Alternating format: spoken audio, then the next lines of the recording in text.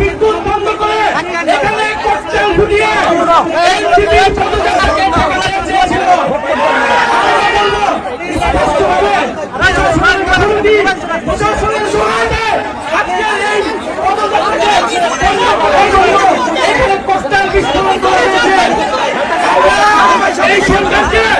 এই স্বরাষ্ট্রমন্ত্রীকে হুঁশিয়ার করতে চাই।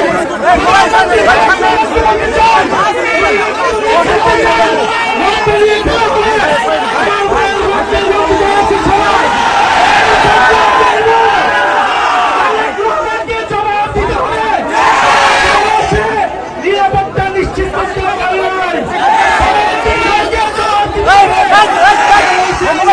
নিশ্চিত করতে পারে নাই।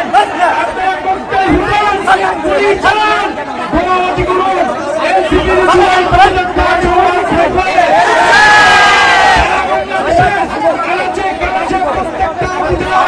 আমরা চূড়ান্ত প্রতিবাদ চালিয়ে যাবো।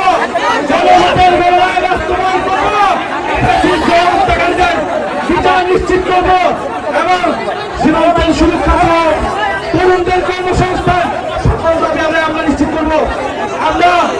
আমরা হুঁশিয়ারি দিতে চাই, এই সরকার যারা দায়িত্বরত রয়েছে, পুলিশ প্রশাসন, ডিসি, কেন বিদ্যুৎ ফেলে গেল, কিভাবে করতে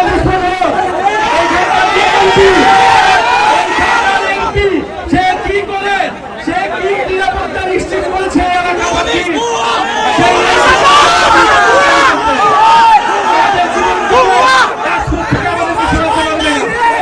আজকে আমাদের এখান থেকে আমাদের কয়েকজন ভাই গুরুতর আহত হয়েছে।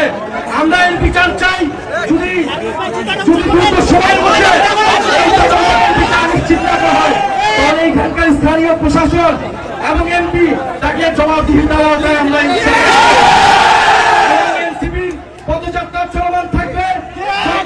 ভয়, ভীতি, বোমাবাজি, ককটেল সবকিছুকে উপেক্ষা করে আমাদের পদযাত্রা চলমান থাকবে এবং স্পষ্ট আজকের এই ককটেল বিস্ফোরণ, বোমা বিস্ফোরণ প্রশাসনের সহায়তায় হয়েছে।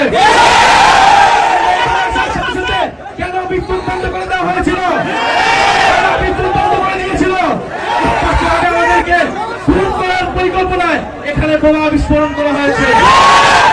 বিচার চাই, কোন সন্ত্রাসীর ঠিকানা এই সাভারে হবে না।